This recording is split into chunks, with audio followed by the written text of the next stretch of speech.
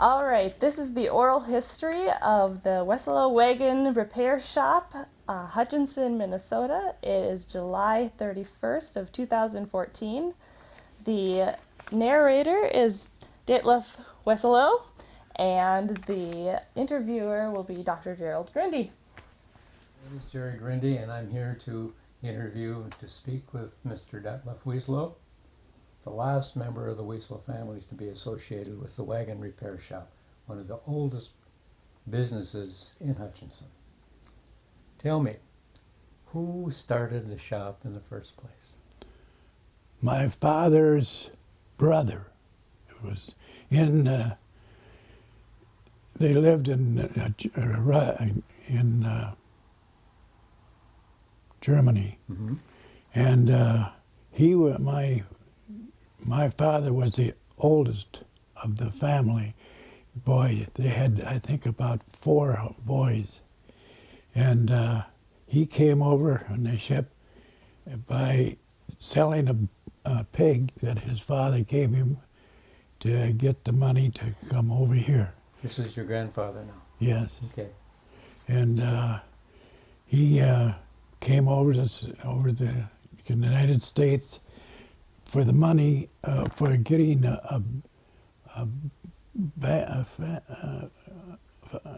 what's the word I want? A farm.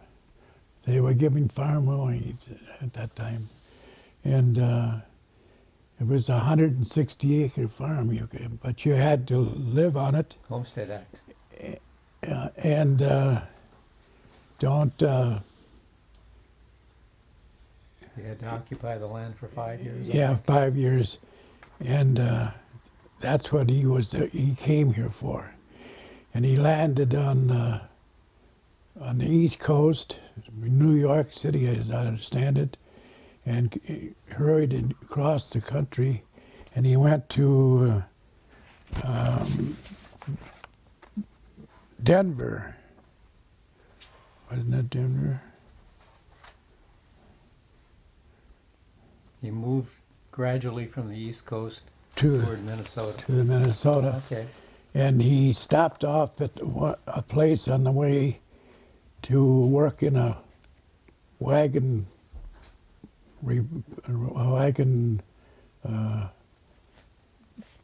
built wagons and sleds.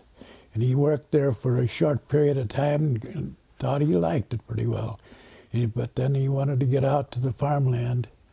So he went out west, and he wound up in Minneapolis, in Hutchinson, in 1868. And he put down and got his name down on a piece of land out by Boone Lake. And he had to work. He had to run that for 5 years. And I think what's happened, he lived in Hutchinson, but he put in a crop out at this run out at Boone Lake. And that's what he did until he died there, actually. And he stopped off at Hutchinson because that was the closest village. He was only 10 miles out of town. And he went into business with a fellow by the name of Sorensen. And they didn't stick together very long. My grandfather bought the business, and he ran it from that time on. And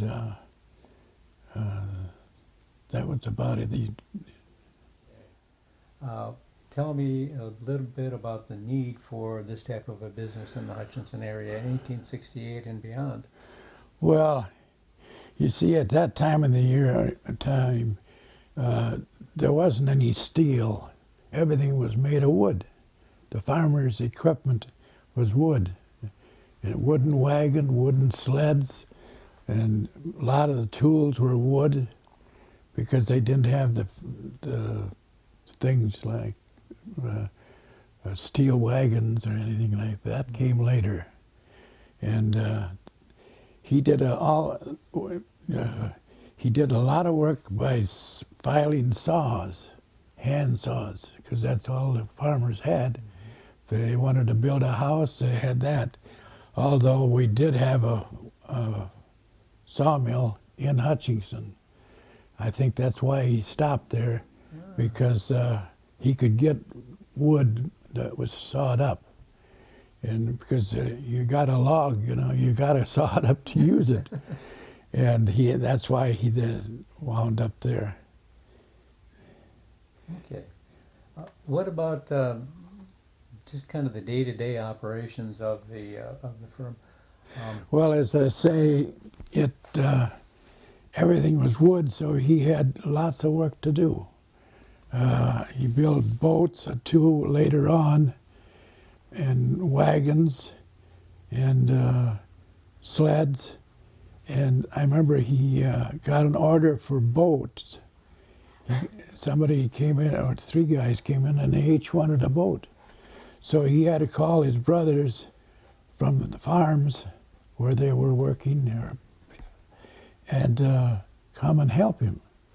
So I remember they were building 3 boats and on a weekend. And it didn't take long either. So that was one of the things. And then, of course, the farmers had to have their saws sharpened, and the carpenters, they had to have saws sharpened, and he did that. I remember the Zajac brothers, they'd bring in 15 saws to file. And he did a lot of that. And anything made of wood, he could repair. Okay. If a lady broke her chair down, he could put a new leg on it and things Was like most that. of his business repair of wooden things. Wood things, Almost. or new production? The boats and the razor and the wagons, he did that when business was slow. Okay. And that's when he did those things.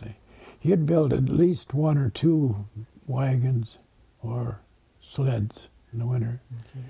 He built the sleds in the winter and the wagons in the night, and in the summer or winter.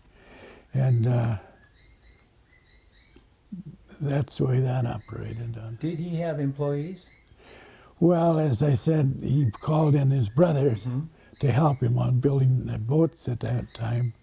And my brother, he was 11 years older than I was, and he was a pretty good-sized boy. He weighed 175 pounds when he was in high school, and he was a good football player.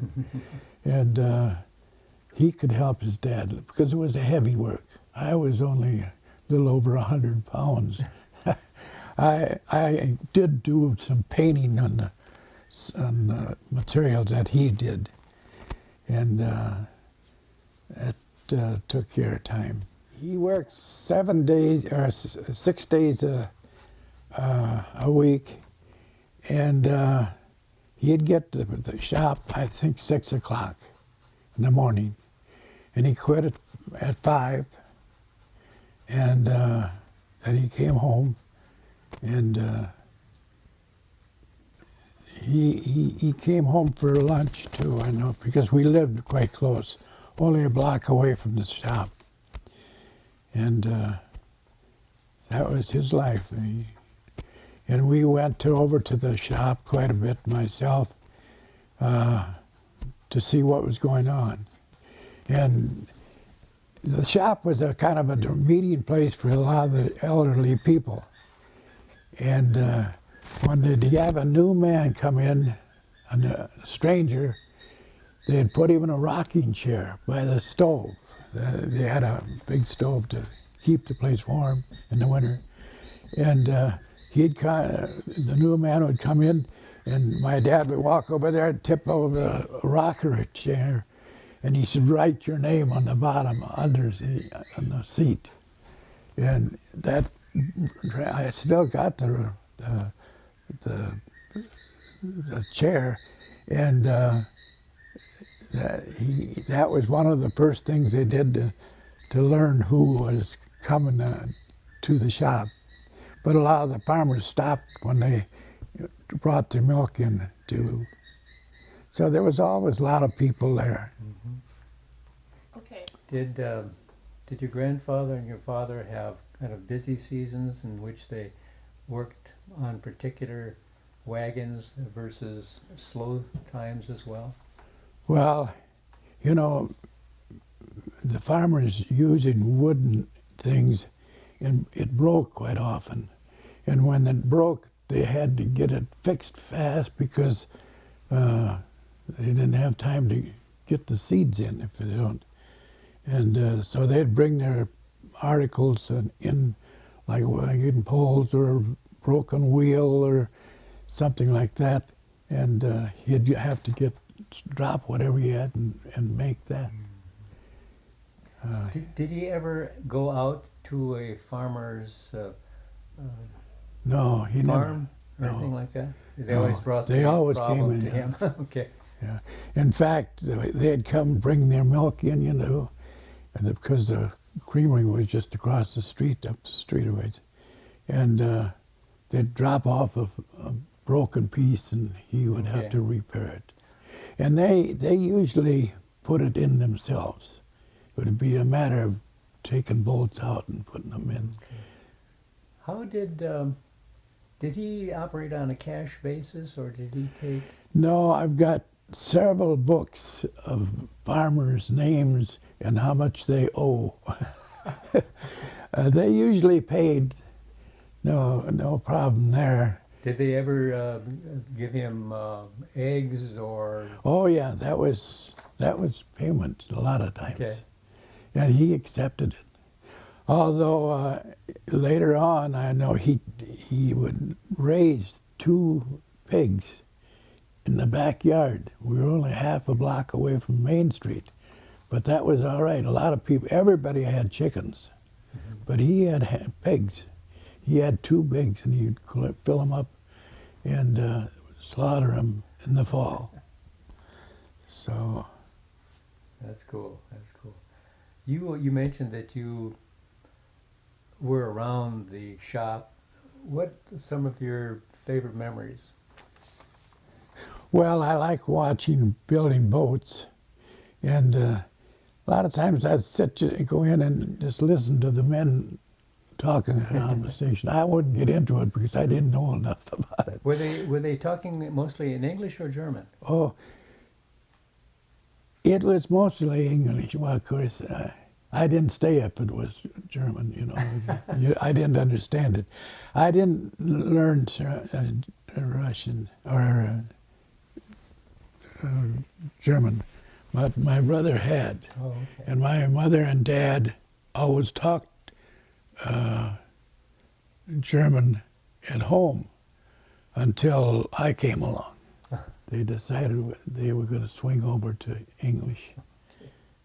I remember one of the fellows in the group that met down there had a horse, and he wanted to sell it. And it was old, and I guess it had gray hair or something. But my dad said, well, why don't you use a little black polish? So he went home and did that, and it sold. But that's playing tricks like that was a big thing for the people. They'd send guys around town for stovepipe wrench. Yeah. Stovepipe wrench. And a left-hand wrench, and a lot of things. There was nothing like that, but they would go around and they'd send them from one store to another. The star keepers they had made big deal about that. That's good. Did we? One thing that I found interesting, the shop was located in several locations over the years. Was there any reason for changing locations? Well, most of it was because people needed more room. Like my dad's shop, he he couldn't work out of a small place. He had to have places where he could work on a hay rack or a wagon or his shops weren't big enough there. So he would move. He moved several times and going bigger each time. Okay, well, that's good. It worked out good, yeah. That's good. And real estate was selling good. People were offering money to buy his place and his position. He started out, actually, the first one he had was where Johnny's hamburger shop is on Main Street, Okay. about in there. He was there, and then he moved to the north, to the end of the block, and he stayed there for a while, and then the produce bought him out. They wanted that property. Okay. So he moved right across the street. The produce owned that corner too, but they sold it to him. So he lived there, and I remember that when he was there. It was a big building that had 2 stories high, all wood, and some people lived upstairs. And he had plenty of room in the back. It went all the way in the block that was on the west side of the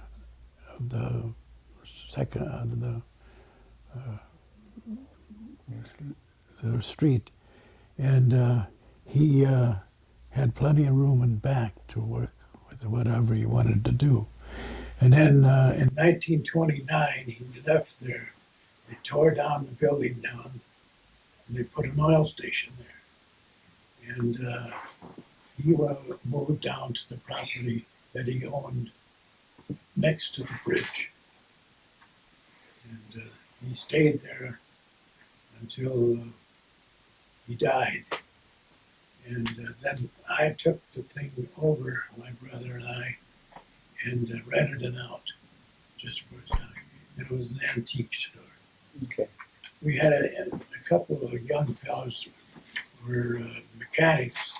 They took it for about a year, but they were causing some trouble, and the cops put on them off. They were young kids. And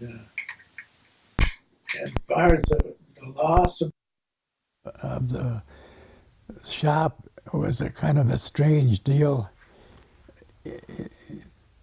Dad, of course, had died, and my brother and I were renting that building. And this antique dealer he stayed there about 3-4 years. And he decided he was going to quit. And he did. And then we tried to get somebody else in there, and it didn't take long. Some fellow was coming down Main Street with his car.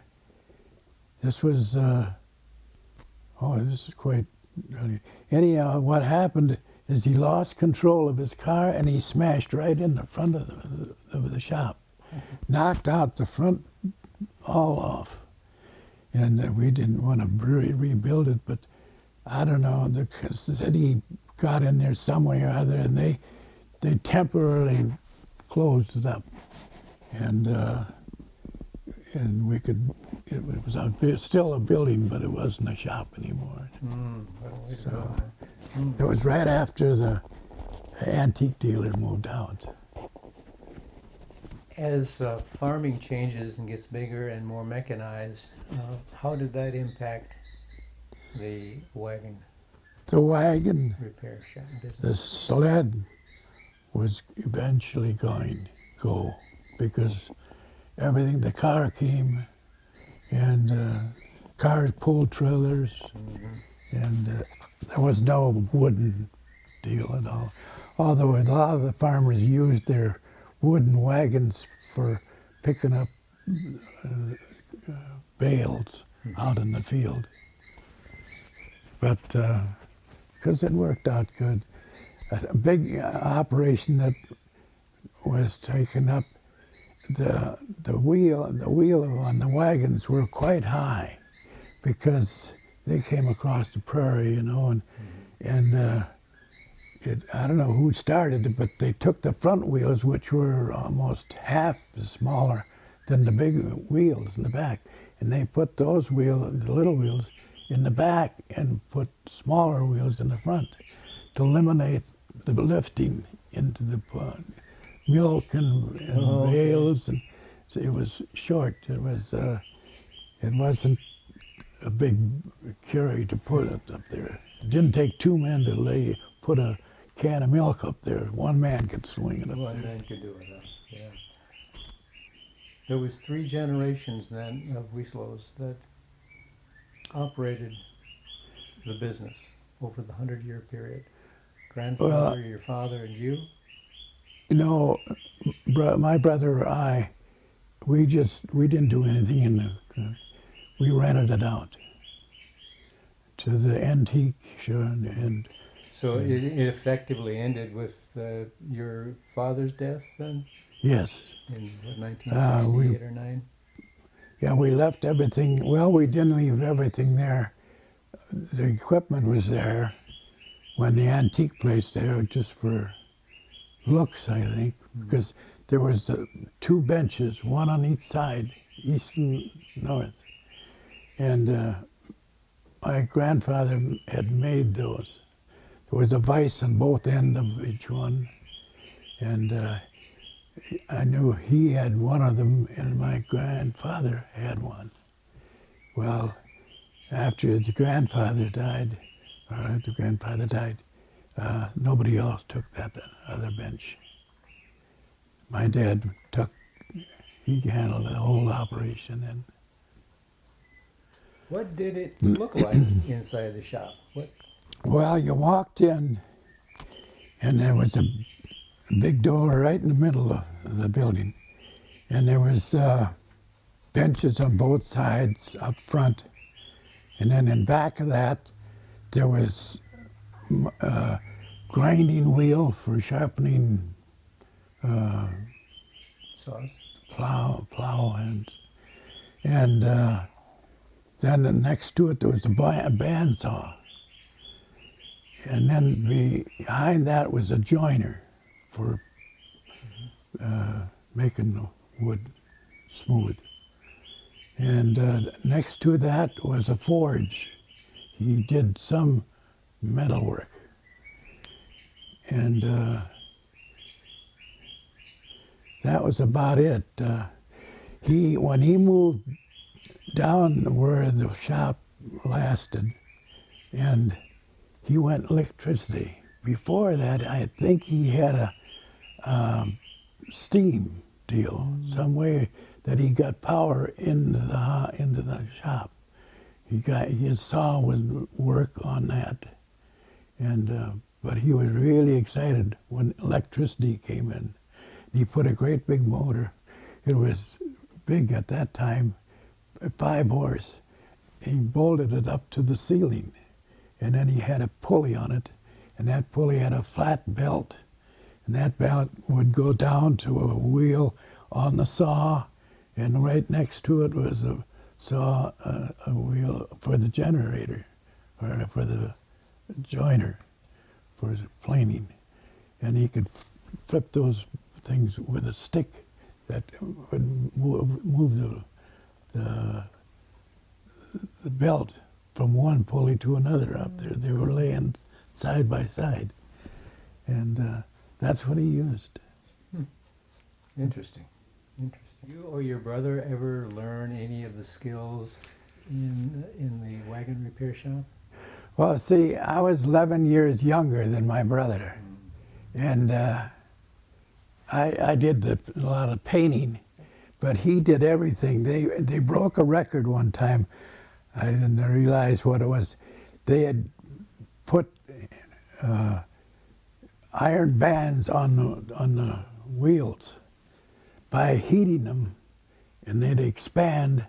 And I remember he says, I cut the rim 3/16 of an inch smaller than the wheel, because we built a fire. I helped him do that, and outside on the back, and we put little sticks, little pieces of wood that high, that long, against the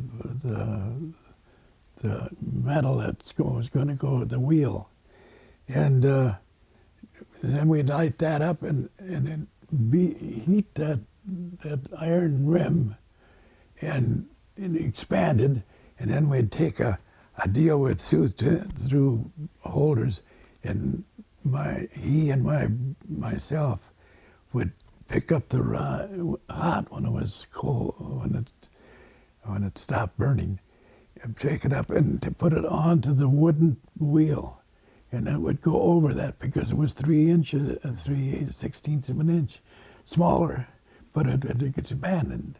It had expanded when it was heated, and then then I would pick it up and put it in water, a tuba deal with that full of water, and that cooled it off, and that pulled it together. And those things, I've often thought about it because the pioneers, you know, they like going through rivers once in a while because it tightens up their wheels. Otherwise, the rims would tear and would fall off because they dry out. The wood would dry out, and they'd go through wood, through water, and that would shrink them, make them bigger, the wooden wheel.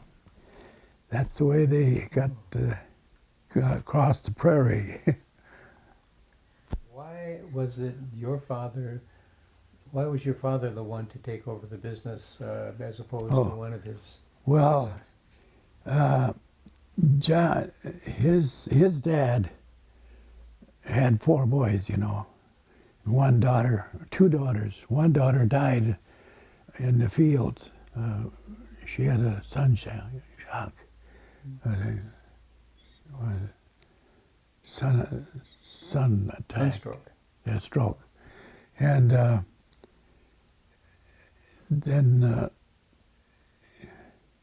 the reason he would call on his brothers to come and help him. He didn't hire anybody else. Was he the oldest brother? Yeah, he was the oldest brother. And they'd come in and help him. And I don't know if he paid him or not. I suppose he did. And every once in a while, he had to have some help. But then my brother would get him, and he stayed over there quite a bit. He did a lot of the things. He was a big man. And that's the reason. Other businesses were also located in the Main Street vicinity near the wagon shop. Well, I remember there was 4 grocery stores between Washington Avenue and the first, what they call it? First Avenue? Not sure. Between the addresses, you know. Between the blocks, the block from Washington to the First Avenue, there were 4 grocery stores on one side, the east side. A&P and Pacific and Independent, and there was 4 there. I can remember. They had different names, usually a family name. Mm-hmm. But they all dropped away later on. One thing that I got, my grandfather, he built a new house on Main Street, right next to the shop wasn't there yet. Oh. But he owned about 3 lots there on the west side of the Main Street. And he built a great big house because he had 4 boys and 2 girls. And he lived there for quite some time, and then he sold that. He moved into a smaller house. That was he wasn't in that big house before I knew him. Were there any other businesses along Main Street besides the grocery Across stores? the street from the shop was a dump on the other street. It was low ground, and what happened, the city would dump the wrappings. See, we had street cleaners, brooms and shovels, Oh, okay. and they'd put it in a wagon and take it down to that area across from my dad's shop and dump it there. They filled it in. It was 6 foot deep. They filled it in and made a park out of it. It's a park now. And it worked out good. As far as people is concerned, there was, later on, there were oil stations on every corner, I think. Gas really went over, I tell you. Of course, a lot of Model A's and Model T's, and the farmers would come downtown, and when their cars got old, they'd cut them in half, the back half, and put a box back there, Okay. and put the milk in those boxes, those 10-gallon or 15-gallon pails, and bring it into town and get the money for it. And the ladies, they were in charge of the chickens. Everybody had chicken. You know, even in town, a lot of people had chickens. But I got a big kick out of it. I worked at the Coast to Coast store, a hardware store, during high school, from freshman.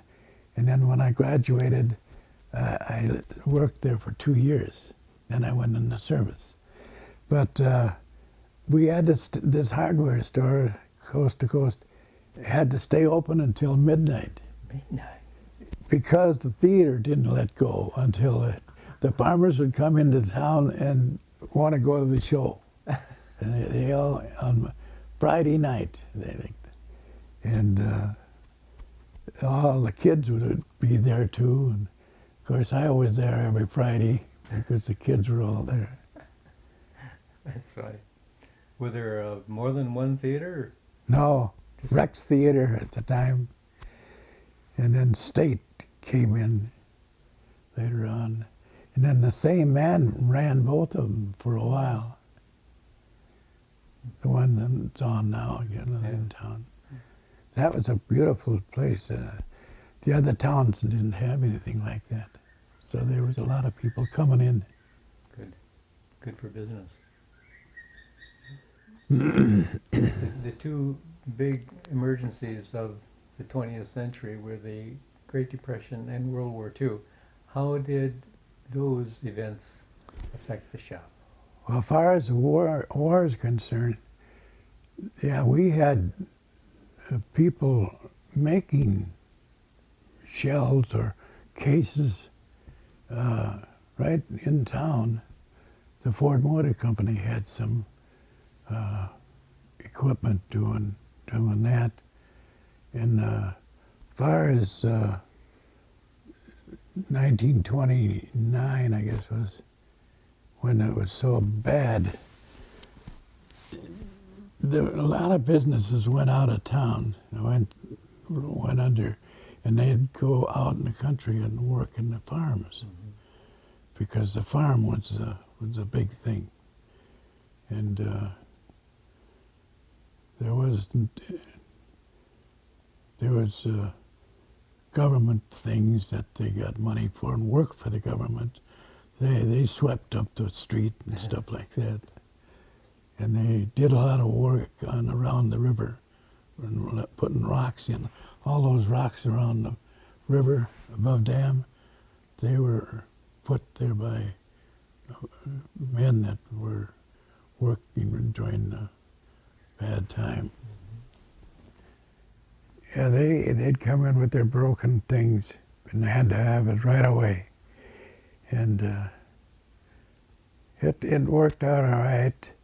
Now, I and my buddy went out to shock grain, and we worked in, the going fee was, I think it was $1 a day, and you had to pile up the grain. It was a hard job, hot job, but it was money. I worked at the hardware store, and I got $12 a week from 8 to 6, and then on Saturday, before I was there, I was there Saturday too, and then I got 50 cents more. That was big. But, well, the government left some boys stay in the farm. If they were farming, he could stay because they had to have help to do that. Yeah, exempt category. Yeah. And, but a lot of them volunteered. Did the coming of World War II impact the business at all, especially with so many young men and some women going off to war? Yeah. Yeah, things were really cut back. As I say, they didn't take all the people off the farm. They would let their boys, and when I got married, I had 3 fellows standing up for me, and they were all 4Fers. 4Fers. Yeah. And they had a job. And, World War II, everyone had a job. yeah. Mm-hmm. Your father used the term wheelwright to describe what he was doing. Could you expand our knowledge of that at all? Well, he did a lot of wheels. And wheelwright, he never used that term very much. If anybody asked him something, he was a wagon maker. Wagon maker. And wheelwright, that, but he did a lot of wheels. As I said, he broke the record one time. They set 40 wheels, put the iron band around it. Mm-hmm. That was a big job. Yeah. And they had to work fast to do it. My brother and my dad. So. Is that why they had a forge in the operation as well, to heat up that band to put it around the wheel? No, it was always heated up with the wood packed around outside. Mm-hmm. Because once in a while, I think he cut the wheel, the iron, and he put it together, and he did that over the forge. Okay. Yep. Put the ends together. He had a machine that would bend it to a circle. Okay. You put the iron in and take a handle and push it, and that would bend it in a deal. Yeah, they had everything taken care of there to make it easy as possible. Mm-hmm. So. Did we forget anything about the shop and your memory of it? And He also started building boxes for trucks. oh, okay. They'd cut the Model T back seat out of it and put a box there, and it was a truck for hauling stuff. Mm-hmm. And this guy came in there, and he wanted a big box. It was it went 10 feet long and 8 feet wide, and had to have a double wall because he was going to keep the beer cold. And he took it around he sold beer. He was delivering beer to the bar. And he built a couple of those because it was cheap. My dad, he didn't make it. He was cheap. He did the work cheap because he wanted to keep busy. He didn't like to sit around. Mm-hmm. My mother wouldn't like that either, because then he was not a good run, because he was not taken around. I used to, when I was all small, I'd always take the funny paper to the to my dad. He would read the comics for me. I didn't know how to read. Ah. Okay. There was a store, or a factory, I should say, on Main Street on 2nd Avenue South End, that made inner tubes for automobiles. He got the raw rubber, and I don't know how he did it, but he made inner tubes. My brother worked for him for a while. He had a big wheels or things that went together, went around, and he had a safety measure where he had a rope hanging down where he could pull in case he got his fingers in it, so he wouldn't go through it. Oh. It was a dangerous deal, Oh, yes. but he never got hurt. It's kind of an unusual thing that you'd think would be in Yeah. not sure any small town.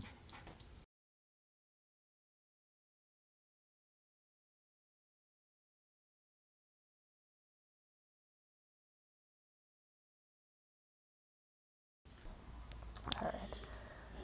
Now, you say Weseloh, right? Weseloh? Well, How would you like it said? there's a story there. It was Weseloh or Weseloh in Germany. Then here it was Weseloh, and I changed it when I was in the service because I was standing in rank and taking roll call, and the fellow says, "I can't pronounce this," and he spelled it. And I says, "That's Weseloh." No, I says Weseloh. He said, "How did you get Weseloh out of W-E-S-E?" He said, "It's Weseloh." And from that time on, it was It's Weseloh. Weseloh.